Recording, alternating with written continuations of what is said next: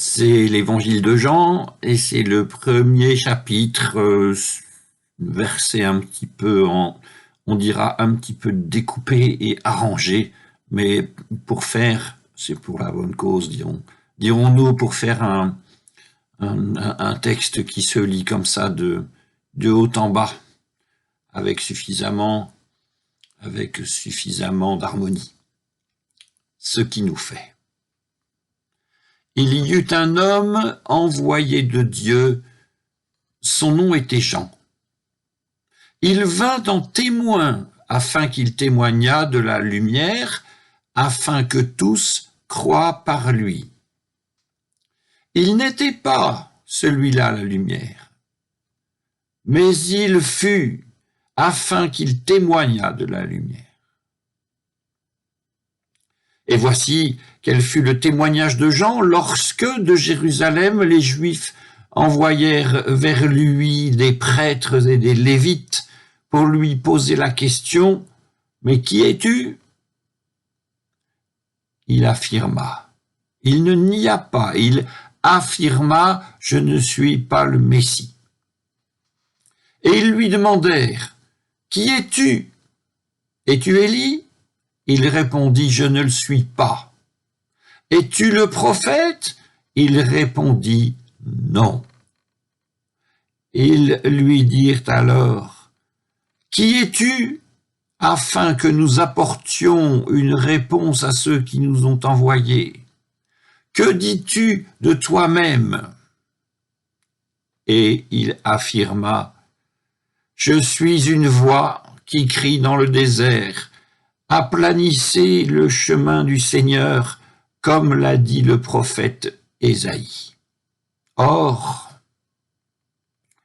parmi ceux qui avaient été envoyés, il y avait des pharisiens. Ils continuèrent à l'interroger en disant, « Si tu n'es ni le Christ, ni Élie, ni le prophète, pourquoi baptises-tu » Et Jean leur dit, moi, je baptise dans l'eau, au milieu de vous se tient celui que vous ne connaissez pas. Il vient après moi et je ne suis même pas digne de dénouer la lanière de sa sandale. Et tout cela se passait à Béthanie, au-delà du Jourdain, où Jean baptisait.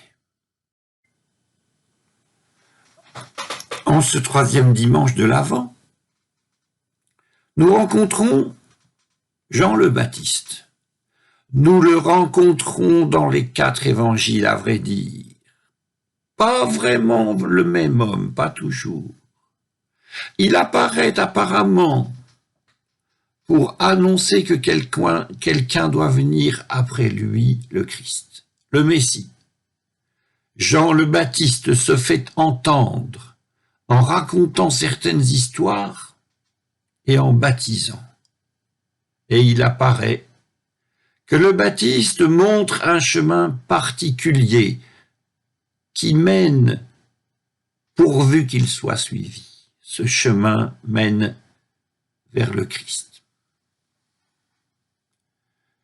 Et c'est maintenant le chemin, ce petit bout de chemin de l'évangile de Jésus-Christ selon Jean, que nous parcourons. Or donc, il y eut un homme envoyé de Dieu pour témoigner de la lumière, afin que par lui les hommes croient. Croient quoi? Afin que par lui les hommes croient, c'est-à-dire, dans l'évangile de Jean, que les hommes soient rapport à la vie, rapport à leurs semblables, dans une disposition d'esprit particulière, que l'évangile de Jean finit par appeler amour et que nous tâcherons de préciser chemin faisant.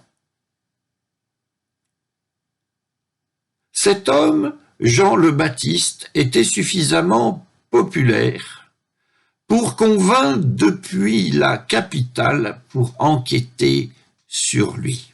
C'est que, hier comme aujourd'hui, Les puissants s'intéressent à ceux qui sortent de nulle part et emportent l'adhésion des foules.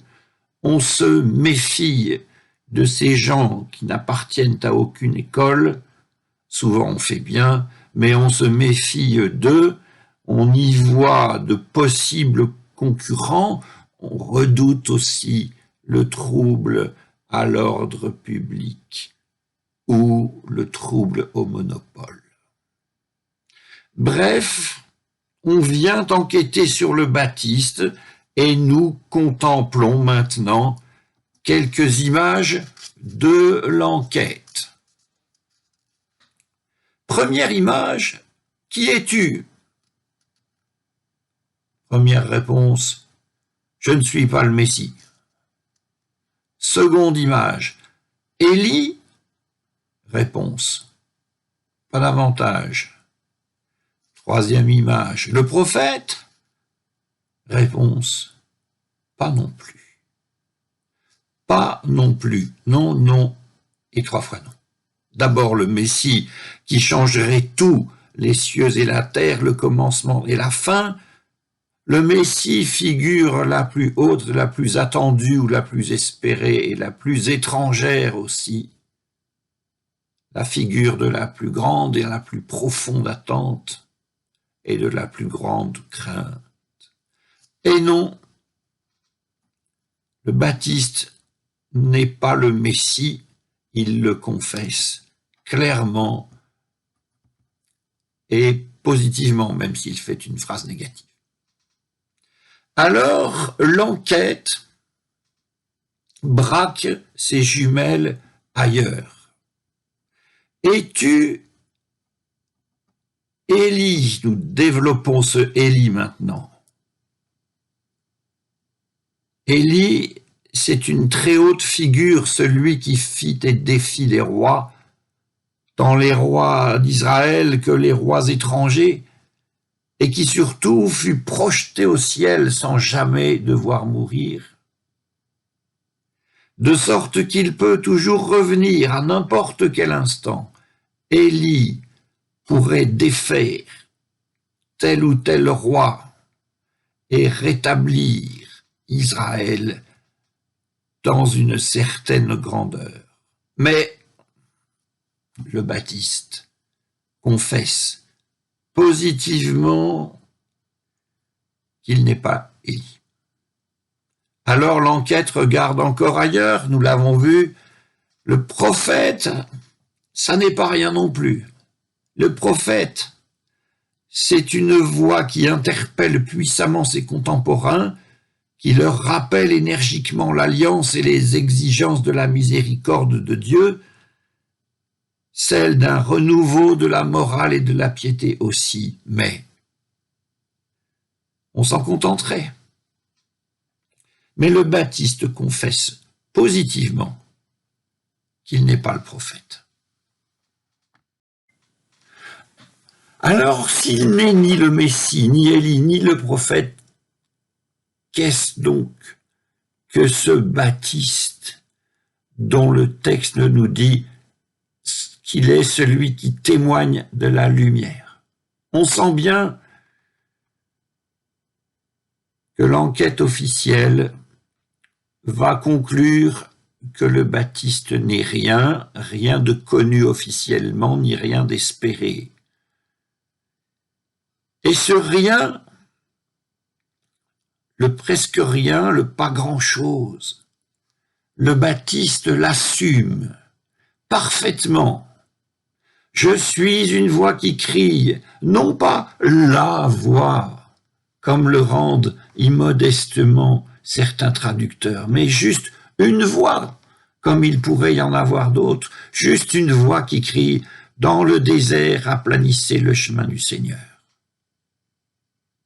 Cette voix crie que la lumière est là, même si elle est toujours à attendre et à observer dans le presque rien de la monotonie des jours, que la rencontre de la lumière est promise sur les lieux où apparemment personne ne va.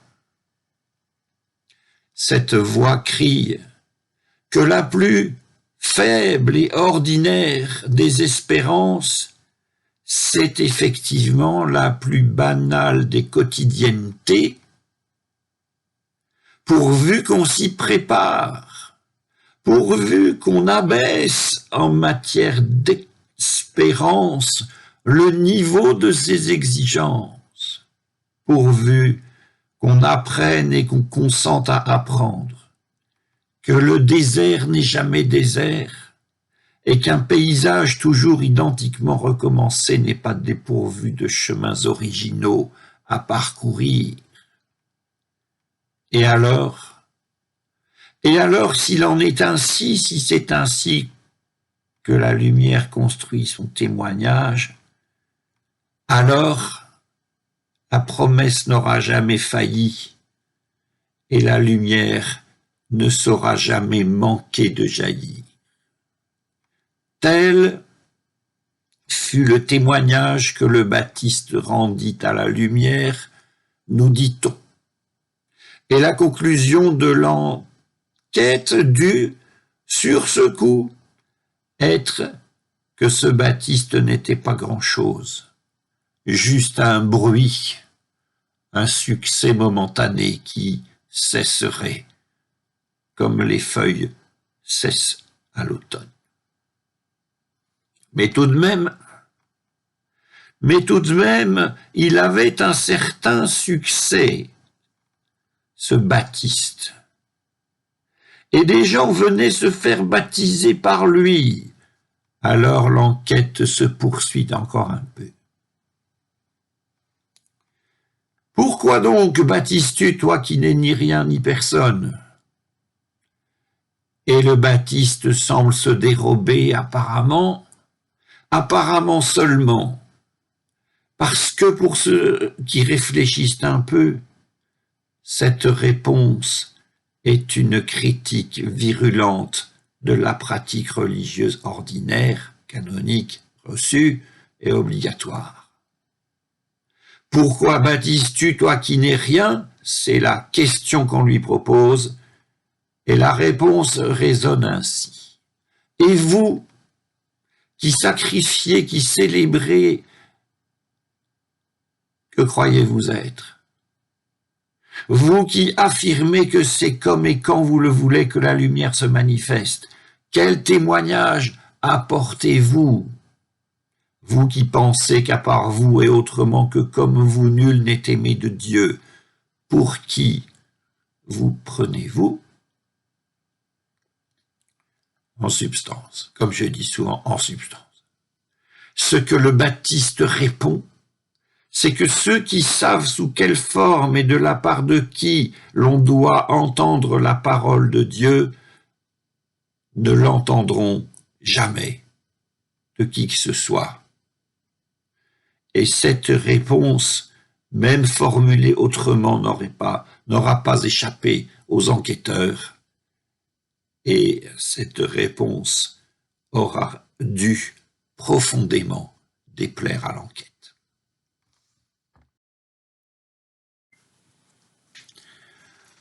Peut-être même que ce que le Baptiste a répondu en ces temps-là ne nous plaît guère non plus. Pourtant, que sont nos prières, nos cultes, nos temples et nos usages, que sont nos connaissances, même bibliques, et surtout bibliques? Qu'est donc tout cela et que sommes-nous nous-mêmes à la mesure de la grandeur de Dieu et de l'histoire de l'humanité? Grandeur de Dieu et l'histoire de l'humanité dont nous faisons souvent beaucoup d'histoire. Alors que c'est si peu de choses, nous dira l'évangile de Jean. Qu'est-ce que tout cela? Et que sommes-nous nous-mêmes? Peu de choses, et sans doute moins encore que le Baptiste.